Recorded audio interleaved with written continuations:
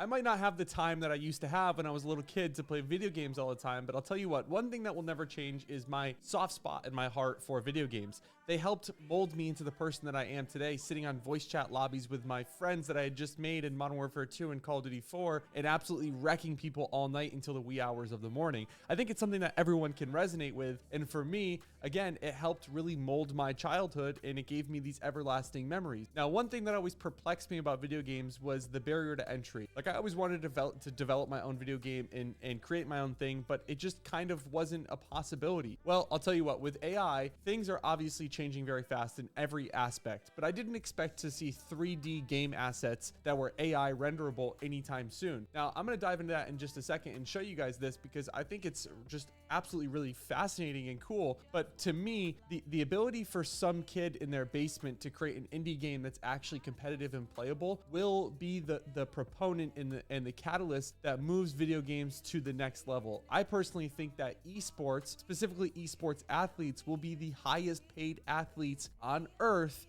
within the next 15 to 20 years. And granted, I might be super wrong about that, but I just see the shift that the world is going into with the digital shift. I think that there will be more demand for digital entertainment, digital sports, and things of that nature, like esports. So this is Scenario.com, and Scenario.com does AI-generated game assets. You can create high-quality, style-consistent, and proprietary assets for your games in just a matter of minutes. It's really, really cool. I was just watching a video on Twitter about this, but essentially you can choose a set of visuals that you want to do, like your own training data. Then you can train your own bespoke AI model into, to generate the things that you want to generate. And then boom, you can just generate game assets. And granted, looking at some of the results, okay, a few of them are, I would say, not quite there yet, just like most things in AI, right? But what we have to anticipate is that if this is the technology that we're looking at, what's coming in the future is going to be absolutely mind-boggling. Imagine if they could whip out a new GTA every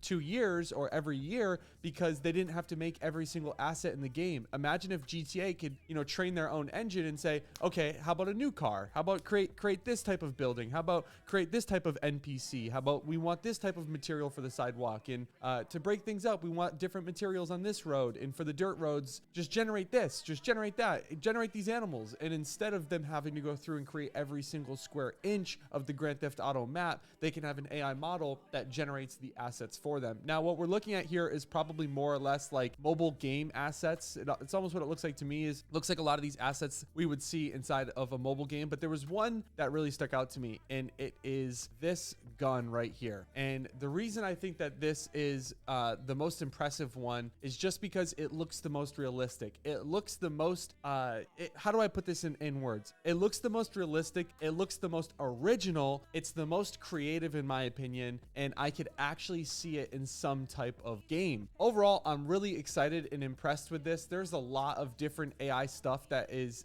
coming out. It's almost like we should create an AI digest of all the different AI things that are coming out every single day. But the idea that somebody was able to create this character in just a click, with a little bit of training data, and then be able to generate this three-dimensional character that they can put in their game, this is going to not help the corporate Activision and Infinity Ward and these companies that make these games. I guess maybe it could help Rockstar and those big guys, but really where I think it's going to help is in the indie game studios. That young kid that's sitting in his basement right now, learning his first line of programming, learning his first things about video game development.